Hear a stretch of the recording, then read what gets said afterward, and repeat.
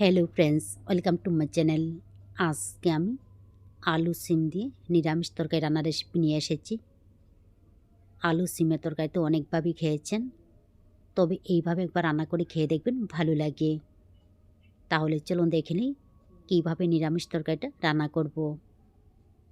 তো সিমের তরকারি রান্না করার জন্য এইখানে আমি 300 গ্রাম সিম কেটে ভালোভাবে ধুয়ে নিয়েছি। আর নিয়ে নিলাম সিদ্ধ করে নেওয়া 2টা আলু। রান্না করার জন্য প্রথমে গ্যাস অন করে কড়াই গরম করে নেওয়ার পর এর মধ্যে দিয়ে দিলাম সর্ষের তেল। তেল গরম হয়ে গেলে এর মধ্যে দিয়ে দেব সিদ্ধ করে নেওয়া আলু। আলুগুলিকে এইভাবে ভেঙে দিতে হবে।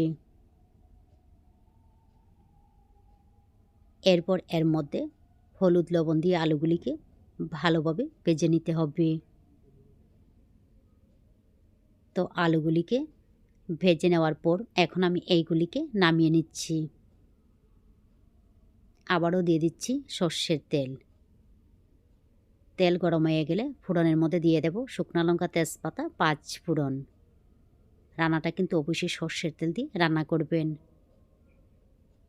তো ফোড়নের কালারটা চেঞ্জ হয়ে গেলে এবার এর মধ্যে দিয়ে দেব আদা, কাঁচা লঙ্কা বাটা। এইখানে আমি 1 ইঞ্চি আদা, 3টা কাঁচা লঙ্কা একসঙ্গে বেটে নিয়েছি। এখন আদা, কাঁচা লঙ্কার কাঁচা গন্ধ চলে যাওয়া পর্যন্ত এইগুলিকে কয়েক সেকেন্ড নাড়াচাড়া করে কষিয়ে নিতে হবে বা ভেজে নিতে হবে। প্রায় 20 থেকে 25 সেকেন্ড নাড়াচাড়া করে নেওয়ার পর এর মধ্যে দিয়ে দিচ্ছি কেটে নেওয়া সিম। তো এইগুলিকে হালকা একটু মিশিয়ে নেওয়ার পর দিয়ে দিলাম হলুদের গুঁড়া, জিরার গুঁড়া, সামান্য একটু লাল মরিচের গুঁড়া। নিরামিষ রান্নার মধ্যে ঝালের পরিমাণটা কম দিতে হবে। এরপর এর মধ্যে পরিমাণ মতো লবণ দিয়ে এইগুলিকে মিশিয়ে নেওয়ার পর কম আঁচে ঢাকনা দিয়ে কষিয়ে নেব। প্রায় 15 মিনিটের মতো কম আঁচে ঢাকনা দিয়ে রান্না করে নেওয়ার পর দেখুন মশলার সঙ্গে সিমগুলিও কিন্তু খুব সুন্দর কষানো হয়ে গেছে। এবার এর মধ্যে দিয়ে দিলাম টুকরো করে কেটে নেওয়া টমেটো, ভেজে নেওয়া আলু, দিয়ে দিচ্ছি কিছুটা ধনিয়া পাতা কুচি। এখন এইগুলিকে মিশিয়ে নিয়ে আবার একটু কষিয়ে নিতে হবে।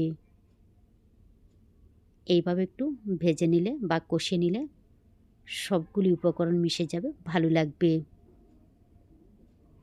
তারপর এর মধ্যে দিয়ে দিচ্ছি জল।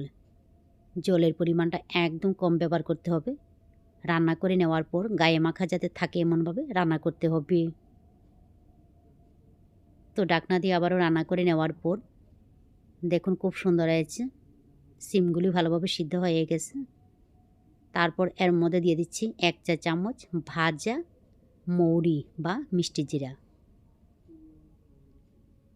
এইগুলিকে আবারও মিশিয়ে নিয়ে কয়েক সেকেন্ড ঢাকনা দিয়ে রান্না করব। তারপর গ্যাসটা বন্ধ করে কিছুক্ষণ রেস্টে রেখে দেব। তো কিছুক্ষণ রেস্টে রাখার পর দেখুন খুব সুন্দর হয়েছে। আমি আবারও বলছি, এই রান্নার মধ্যে বেশি ঝোল থাকবে না, একদম গায়ে মাখা যাতে ঝোল থাকে ঠিক এইভাবে রান্না করতে হবে।